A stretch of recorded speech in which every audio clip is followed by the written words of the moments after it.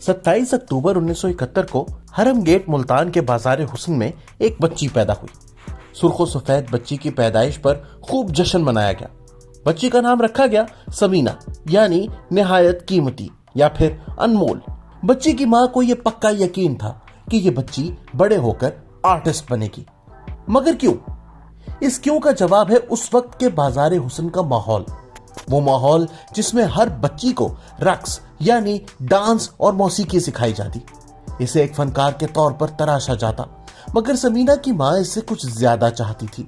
इसकी ख्वाहिश थी कि इसकी बच्ची कोई आम नहीं बल्कि इंटरनेशनल लेवल की आर्टिस्ट बने, ऐसी फिल्मी हीरोइन कि जो इतनी मकबूल हो कि लॉलीवुड की मशहूर तरीन एक्ट्रेसेस में से एक बन जाए। वैसे भी हरम गेट मुल्तान ने बड़ी नामी ग्रामी अदाकाराएं लॉलीवुड को दी हैं।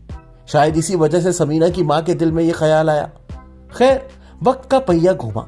समीना को हीरोइन बनाने के लिए पूरी फैमिली लाहौर शिफ्ट हो गई और फिर न्यूमरोलॉजी यानी इल्मुल आदाद के एक माहिर ने समीना का नाम रख दिया रीमा, यानी सफेद हिरन। जी हाँ, खुश नसीबी की अलामत समझी जाने वाली सफेद हिरन। बस फिर क्या था, नाम तब्दील करते ही लग गए रीमा को भाग। और फिर एक दिन ऐसा आया जब लॉलीवुड डायरेक्टर जावेद फाजिल ने रीमा को देखते ही अपनी फिल्म में साइन कर लिया। यह फिल्म 21 सितंबर 1990 को रिलीज हुई और नाम था इसका बुलंदी। 19 साल की रीमा की यह पहली फिल्म थी और पहली फिल्म ही सुपर डुपर हिट हो गई। इस फिल्म ने रीमा को शोहरत की बुलंदियों पर पहुंचाया। रीमा लॉलीवुड की सबसे ज्यादा पसंद की जाने वाली हीरोइन बन गई। तमाम प्रोड्यूसर्स और डायरेक्टर्स की ख्वाहिश होती कि इनकी फिल्म की हीरोइन रीमा हो। हद तो यह है कि वो बाकी कास्ट रीमा से पूछ कर लेते। रीमा को इतना उरूज मिला कि अगर वो आज तक की सबसे मकबूल लॉलीवुड हीरोइन नहीं तो टॉप 3 मकबूल तरीन हीरोइंस में जरूर है। इनके बाद पाकिस्तान फिल्म इंडस्ट्री को इस कदर बड़ी मेगा स्टार ना मिल सकी। रीमा का नाम फिल्म की कामयाबी की गारंटी बन गया। इनके साथी अदाकार शान ने इनसे नामुनासिब रवैया रखा। हद तो यह है कि दोनों के इख्तलाफात इस कदर बढ़ गए कि इन्होंने 1994 में रीमा के साथ काम करने से इनकार कर दिया। मगर सिर्फ इतना ही नहीं बल्कि रीमा से हसद इस कदर बढ़ गया कि इनको नाकाम करने के लिए नई एक्ट्रेसेस लॉलीवुड में लाई गई। इन्हें खूब प्रोमोट किया गया मगर रीमा के सामने कोई टिक ना सकी।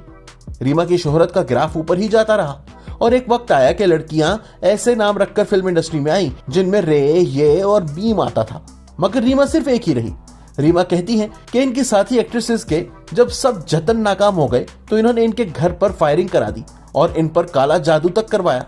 मगर रीमा को पता लग गया कि इन पर काला जादू हुआ है और ये किसने कराया है। लेकिन इसके बाद भी इनकी साथी एक्ट्रेसेस की इनसे जेलसी खत्म होने का नाम नहीं ले रही थी। रीमा कहती हैं कि एक फिल्म हीरोइन ने इन्हें जहर देने का प्लान बनाया और इस काम के लिए इन्होंने एक शख्स को 1 लाख रुपए दिए। मगर खुशनसीबी कि वो इस जहर से महफूज रही, उन्हें खुदा ने बचा लिया। मगर इस बंदे ने बता दिया कि फला हीरोइन ने इन्हें जहर देने के लिए 1 लाख रुपए दिए हैं। और जब रीमा ने इस हीरोइन से पूछा तो इसने एतराफ कर लिया और कहा जब लोग आपकी तारीफ करते हैं तो वो जेलस हो जाती है, इसलिए आपको कत्ल करने का प्लान बनाया। रीमा कहती हैं कि उन्होंने इस एक्ट्रेस को इसलिए मुआफ कर दिया था कि वो अपने घर में वाहिद कमाने वाली थी और यूं पुलिस को इस वाकये का पता ही नहीं लगने दिया था। मगर ये सब कुछ रीमा का कुछ ना बिगाड़ सका। वो नंबर 1 रही और कोई दूसरी एक्ट्रेस इनके करीब भी नहीं थी। और जब किसी हीरोइन को इतनी कामयाबियां मिल रही हो तो फिर स्कैंडल्स भी तो बनते हैं ना। रीमा का बाबर अली, शान और सियासतदान शेख रशीद, जी हाँ वही गेट नंबर 4 वाले, ओ सॉरी हमारा मतलब है लाल हवेली वाले शेख रशीद से स्कैंडल खूब मशहूर हुआ। बाबर अली के साथ उन्होंने एक बार बोल्ड सीन्स शूट कराए तो लोगों ने पसंद भी किया और आसमान भी सर पर उठा लिया। और फिर रीमा को माफी मांगना पड़ी और उन्होंने कहा कि वो आइंदा कभी ऐसे बोल्ड सीन्स शूट नहीं कराएंगी। वैसे रीमा ने एक इंटरव्यू में कहा है कि इनके इतने सारे स्कैंडल्स बने और इनमें से सारे के सारे ही गलत नहीं थे बल्कि कुछ दुरुस्त भी थे।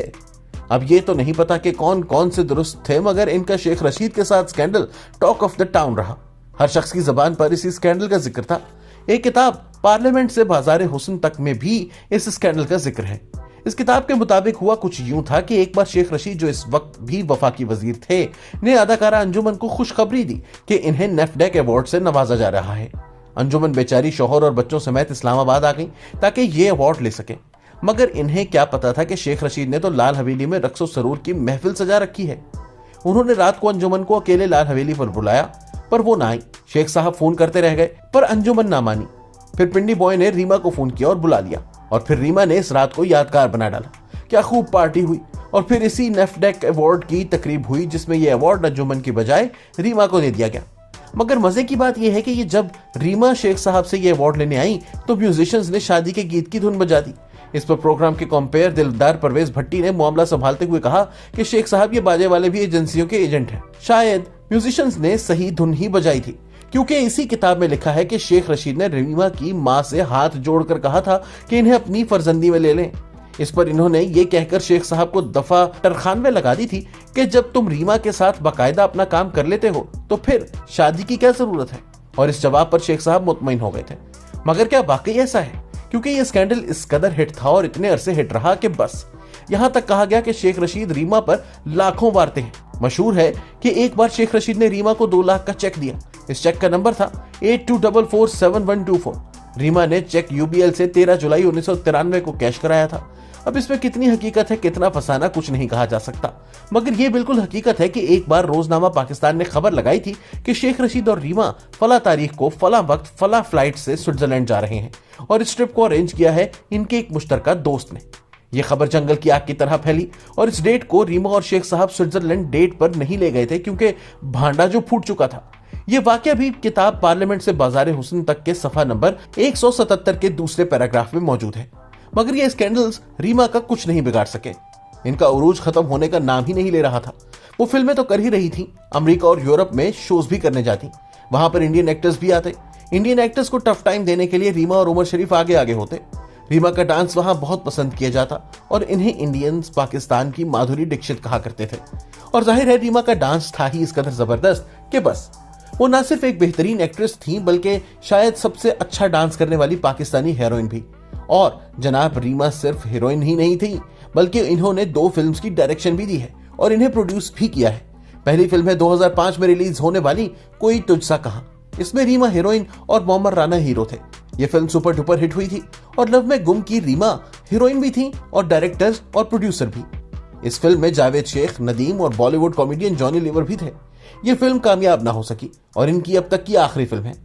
वैसे तो रीमा ने 200 से ज्यादा फिल्में की पर इनको अपनी सबसे अच्छी फिल्म लगती है निकाह। खैर, फिल्मों को टाटा बाय बाय कह देने के बाद उन्होंने नवंबर 2014 में एक Pakistani American cardiologist doctor Tariq Shahab से शादी कर ली थी और शादी से पहले उन्होंने डॉक्टर साहब को अपने तमाम स्कैंडल्स और अफेयर्स के बारे में खुलकर बता दिया था। अब इनका एक बेटा भी है। दिलचस्प बात यह है कि रीमा ने शादी के बाद एक बार फिर पढ़ाई स्टार्ट की और अब वो अमेरिका में भी फिट है। वो प्रोग्राम होस्ट भी करती हैं और एंकर भी हैं। रीमा को इनके शानदार करियर पर प्राइड ऑफ परफॉर्मेंस से भी नवाजा गया है। और हाँ, ये तो हम आपको बताना ही भूल गए कि रीमा अब रीमा खान कहलाती हैं। वैसे खान रीमा खान के वालिद के नाम का हिस्सा है, इनके शौहर के नाम का नहीं। अगर आपको ये वीडियो पसंद आई हो तो इसे लाइक और शेयर जरूर करें।